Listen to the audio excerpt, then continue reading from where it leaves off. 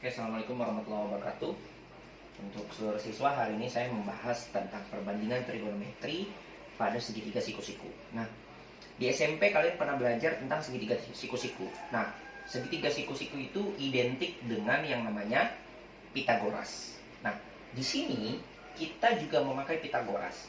Nah, sebelum saya bahas itu, sudah jelas ini sudut siku-siku. Bedanya trigonometri itu dia menentukan dua sudut ini. Anggaplah ini saya taruh alfa, ya. Yang biru ini saya taruh beta. Nah, biar ada bedanya. Nah, di sini dia ada perbandingan, ya. Ini taruhlah saya tulis sisi bawah, ya. Sisi bawah. Nah, ini sisi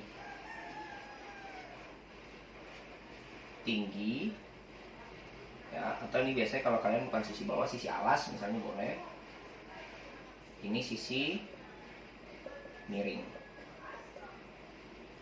Nah, di dalam sisi tinggi, sisi alas, dan sisi miring, dia memiliki huruf masing-masing. Sisi miring ini memiliki huruf B kecil. Sisi alas ini memiliki huruf A kecil. Sisi tinggi itu memiliki huruf C kecil. Dari mana?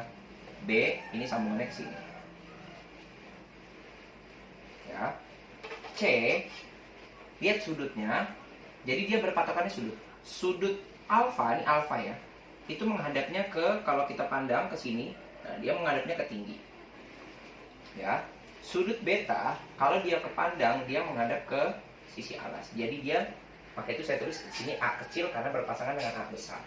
B besar, B kecil. C besar, C kecil. Di Pitagoras,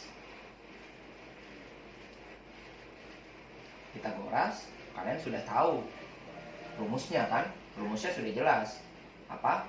B kuadrat sama dengan, ya, A kuadrat ditambah C kuadrat. Atau ini sisi miring sama dengan sisi alas kuadrat ditambah sisi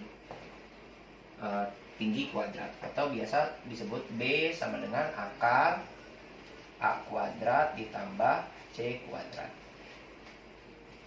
ya. Nah, tapi kalau yang ditanya A, ya, kalau yang ditanya A ya berarti posisinya dikurang, ya. Patokannya adalah, kalau seandainya kalian bingung, patokannya di sini saya tulis SM sisi miring kuadrat, di sini SA sisi alas kuadrat ditambah ST sisi tinggi kuadrat. Jadi patokannya alas, tinggi, miring. Atau di sini saya bikin SM sama dengan akar SA kuadrat ditambah ST kuadrat. Tidak perlu saya jelaskan secara rinci. Nanti kalau yang ditanya is SA ya tinggal dikurang. Berarti SM dikurang ST. Ingat, yang paling kalian harus pahami bahwa sisi miring itu paling besar panjangnya dibandingkan sisi alas dan sisi tinggi. Kalau sisi miring sama tingginya dengan alas dan tinggi, dia bukan siku-siku. Atau sebaliknya, kalau sisi miring lebih kecil dari tinggi atau alas, dia bukan segitiga siku-siku. Jadi sisi miring otomatis dia lebih panjang. Kalau saya utuhkan misal gitu ya, ini sama ini saya luruskan, ini kan dia harus lebih panjang. Kalau tidak lebih panjang, dia tidak akan nyampe, ya. Jadi sisi miring itu dia harus lebih panjang. Nah, di sini segitiga siku-siku trigonometri itu terdiri dari sin, cos, tangen, ya. Ini saya buat di sini sin, atau disebutnya sinus, cosinus, tangen, ya, atau di sini sekan, kosekan, dan kotangen. Nah, nanti kalian tambahin nih di bawahnya. Nah, sebelum saya masuk ke situ, sampai sini kita pahami dulu sudutnya. Sudut alfa menghadap ke sana, ya. Sudut beta menghadapnya ke alas. Nah, dari ini semua barulah kita masuk ke perbandingan trigonometrinya. Ya. Ini saya hapus lagi.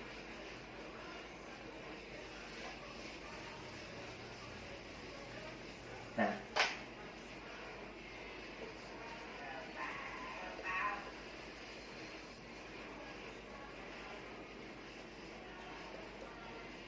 perbandingan trigonometri.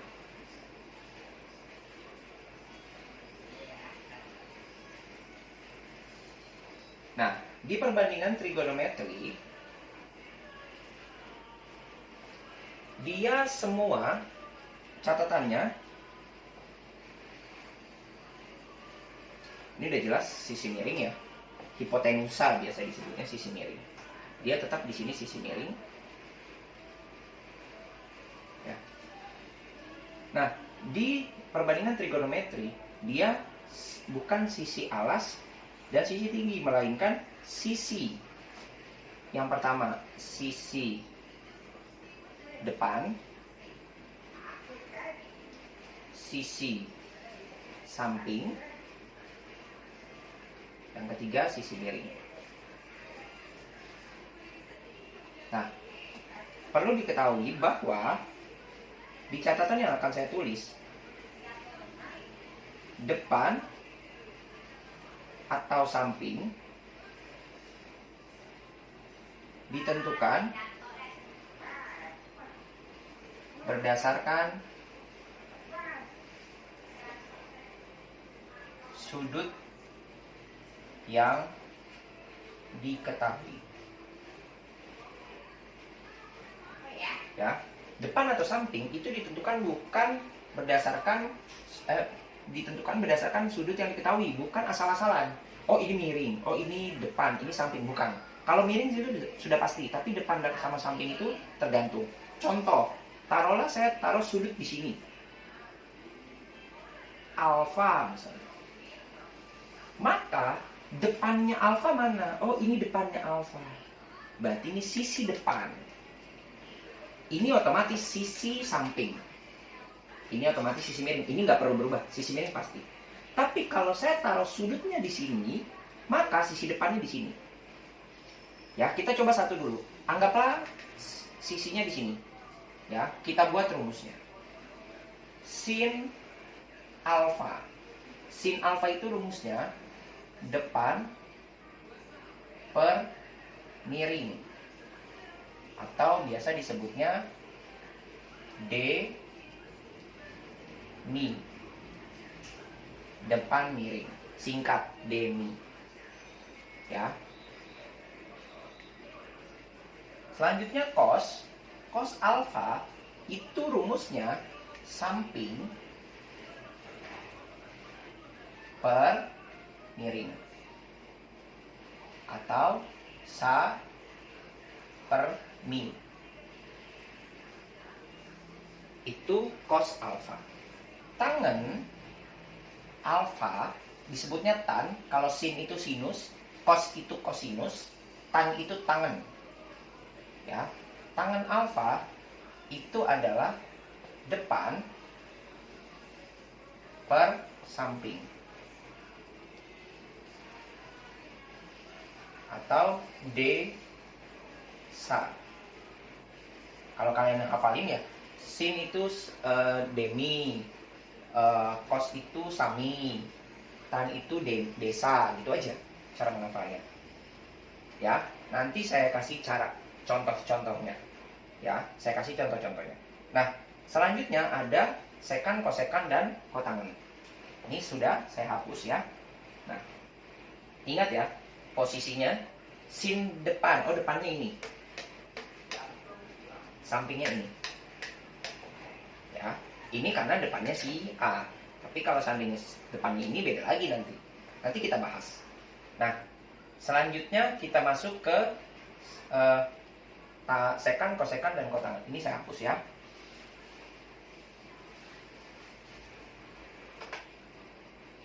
Selanjutnya kita masuk ke kosekan. Kosekan atau disebutnya biasanya sek. kosek ya. Kosekan alfa itu miring per depan atau mi D. Nah, dalam hal ini berarti kosek alfa itu berlawanan dengan sin alfa. Berbalik ya. Berbalik dengan sin. Nah, selanjutnya saya masuk ke sekan. Sekan alfa atau sek miring atau mi per samping atau sa. Ini berarti sekan alfa berlawanan atau berbalik dengan kosinus alfa. Dan yang terakhir, kotangen atau disebutnya kot alfa itu sama dengan samping atau sa per depan atau D. Ya, berarti kotangen itu berbalik dengan tangen alfa. Ada 6 bentuk ya. Pertama sinus, kosinus, tangen, kosekan, sekan, dan kotangen. Nah, saya akan kasih contoh biar kalian lebih memahami ya. Ini sudah saya hapus ya.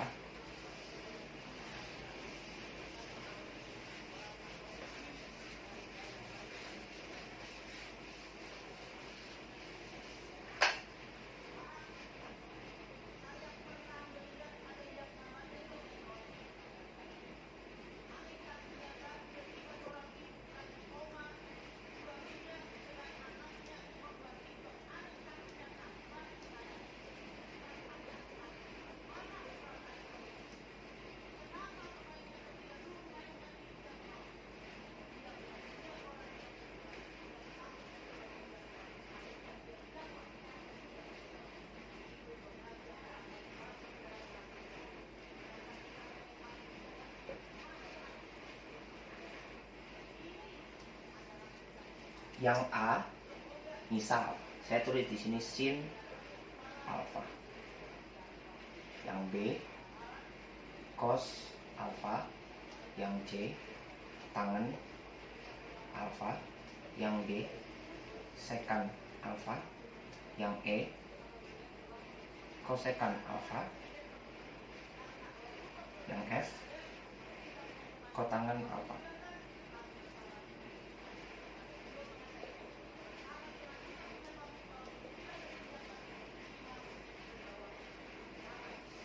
Yang FG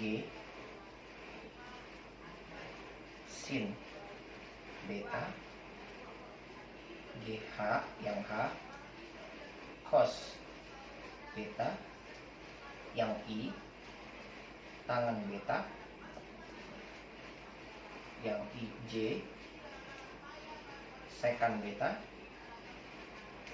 Yang K kosekan beta. Yang L kotangen beta. Nah, di sini ada 2 sudut. Kita lihat sin alfa. Alfa mana? Alfa ini. Alfa depannya ini. Ini depan. Ini udah pasti miring, ya. Ini udah pasti miring. Ini depan, ini sampingnya. Sudah. Berarti D mi. Depan miring, depannya 4, miringnya 5. Ya. Cos alfa itu apa tadi? Sa mi, samping miring. Sampingnya mana? Sampingnya dari si alfa ini mana? Nih, ini depannya sampingnya ini, berarti 3 per 5. Tangen alfa desa. Depannya mana? Ini. Sampingnya mana? Ini. Berarti 4 per 3. Sekan itu apa? Misa ya. Miring samping. Ya, miring samping. Miringnya 5. Sampingnya si alfa mana? Oh 3, berarti 5/3. Nah ini berlawanan kan? Ini berlawanan. Yang tadi saya bilang, sekan dengan kosekan itu berlawanan. Ini berarti mi D. Mi D berapa? Mi-nya 5, depannya 4. Berlawanan dengan sin. Kotangan sa samping per depan, atau sa-nya berapa? Sa-nya 3, depannya 4. Berlawanan dengan tangan. Nah, sekarang saya lanjut ke sin.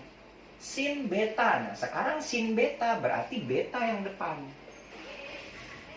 Beta yang di depan. Sampingnya jadi 4.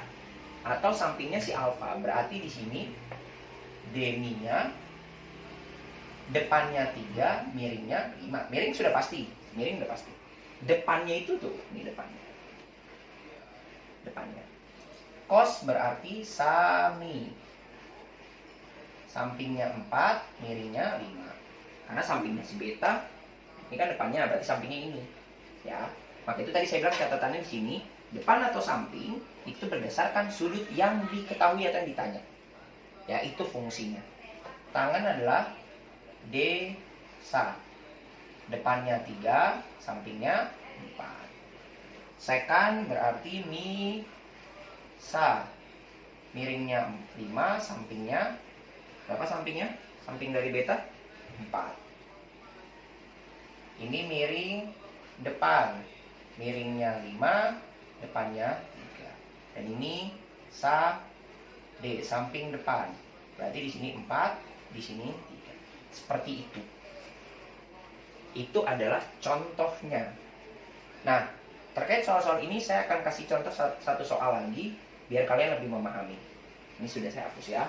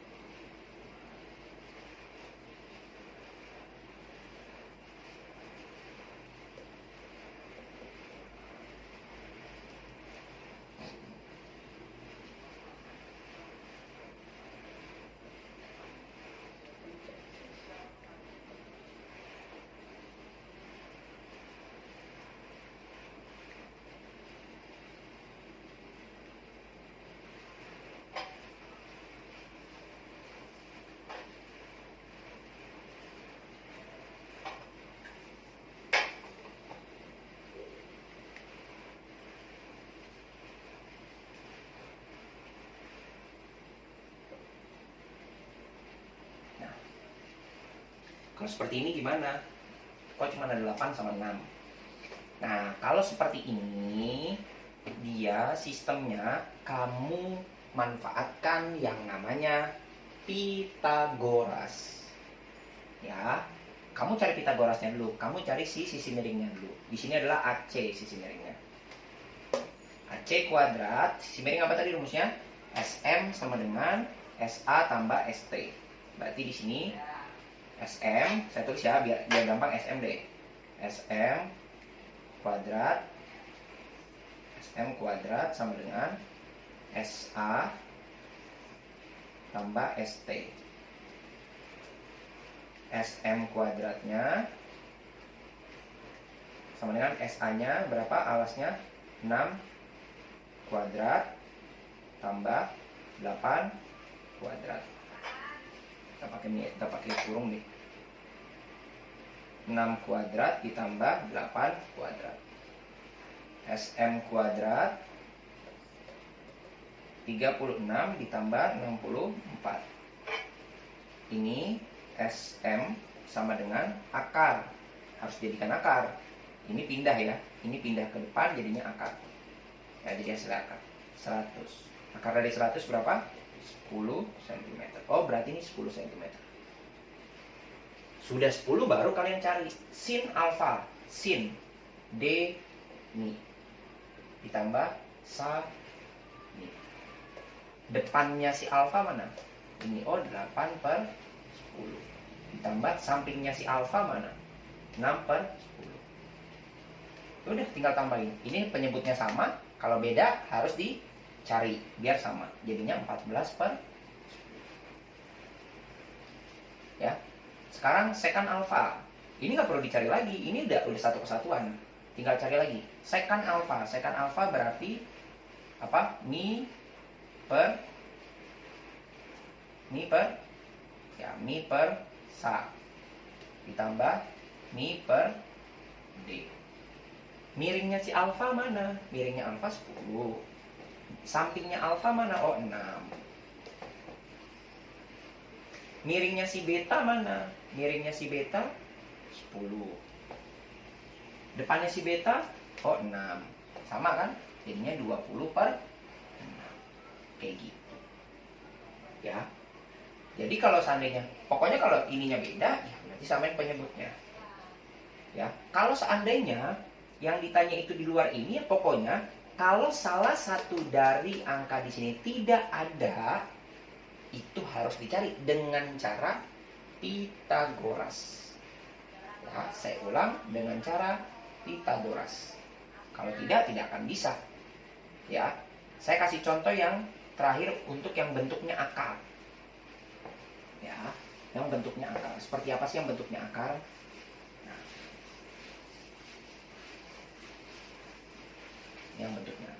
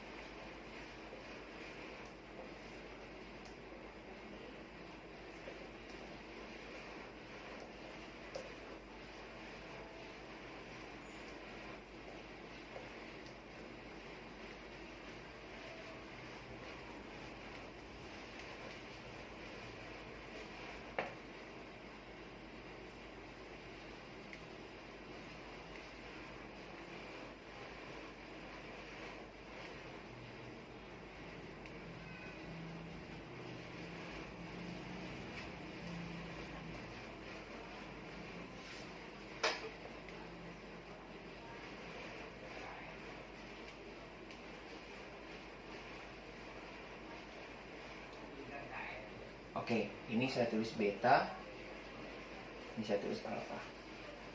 Nah, kalau kayak gini kan sama ya, berarti sisi miringnya sudah ada.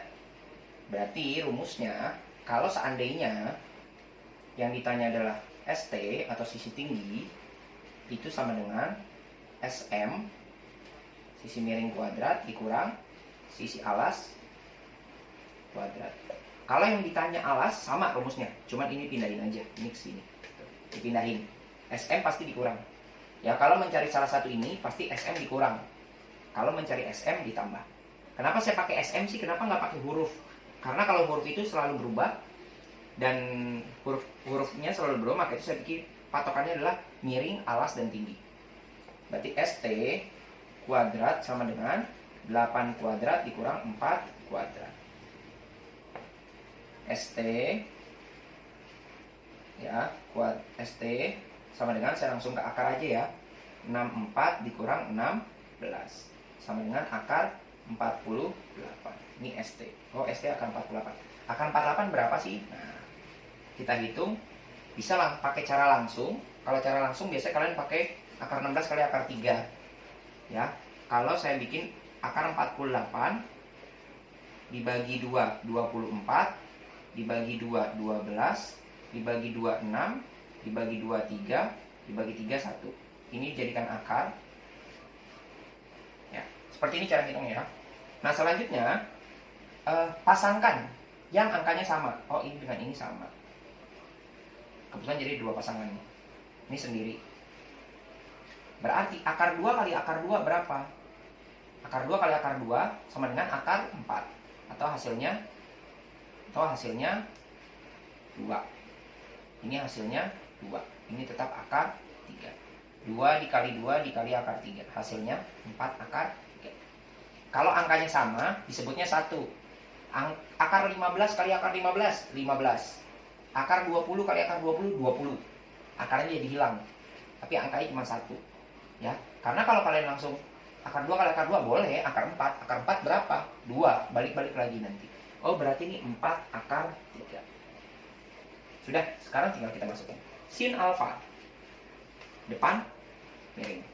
Sin demi. Depannya 4, miringnya 8. Atau 1/2.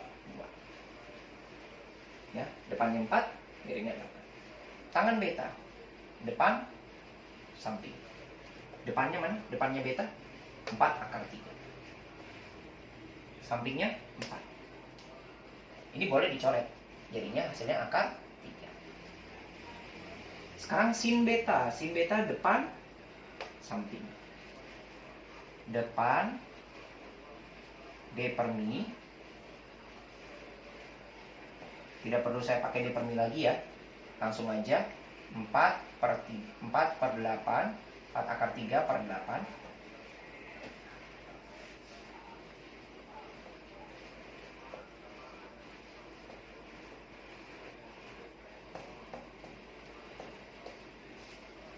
Ya, ini saya tulis demi deh. D per mi ditambah sa per mi. 4 akar 3 per 8 ditambah samping miring alfa mana? Samping miring alfa ini ya. 4 akar 3 per 8. Ini boleh dicoret nih jadi 1, 2. Ini coret jadi 1, 2. 1 akar 3 tambah 1 akar 3 jadinya 2 akar 3 per 2. Ya, karena kan ini sama. Ini boleh coret lagi. Hasilnya akar 3. Nanti kalian pahami. Ini dicoret dapat 1 dapat 2, 1 dapat 2, 1 tambah 1 2 jadi 2 akar 3. Ya, atau akar 3 tambah akar 3 itu sama aja, 2 akar 3. 2 bagi 2 1. Ya. Sekarang tangan alfanya. Tangan alfanya berapa? Tangan itu desa tambah sa D. Tangan alfanya berapa? Desa. Desa berarti 4/4 akar 3 ditambah sa D. 4 akar 3 per 4. Ya.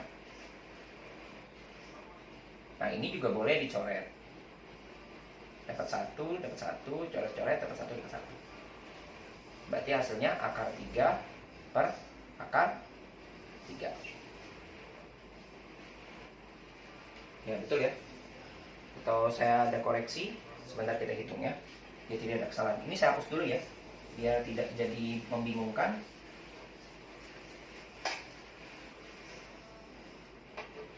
Ya. Di sini tadi berapa? 4 akar 3 per 4 ditambah 4/4 akar 3. Kita samain penyebutnya dulu deh.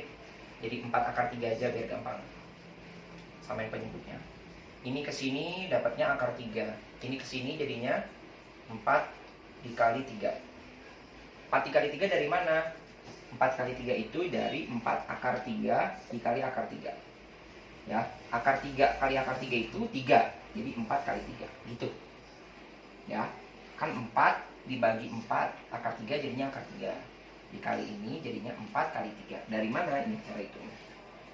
Selanjutnya ini dibagi ini jadi 1 ya. Ini bagi ini jadi 1 kali 4 4. Ya, hasilnya 12 tambah 4 dibagi 4 akar 3. Hasilnya 16/4 akar 3. Saya lanjut ke sini biar nggak bingung. 16/4 akar 3. Coret-coret jadinya 4 akar 3. Ya, ini cara ngitungnya. Ya, sebenarnya ini masih bisa dilanjut. Ya, nah dilanjutnya dengan cara apa? Cara merasionalkan. Kemarin saya udah bahas tentang cara merasionalkan. Tolong dilihat cara supaya akarnya hilang seperti apa. Ya, kalau caranya hilang kan kemarin harus dijadikan dikali akar 3 per akar 3. Ya kan? Jadinya 4 akar 3 Akar 3 kali 3 per 3. Oh, jadi hasilnya ini 4/3 akar 3. Ya. Tolong dipahami sebaik mungkin. Karena kebetulan catatannya sedikit membuat banyak arah. Jadi tolong dipahami secara maksimal. Ya, kalau tidak nanti kalian tidak mengerti secara maksimal juga. Terima kasih, itu aja dari saya. Kurang lebihnya mohon maaf. Assalamualaikum warahmatullahi wabarakatuh.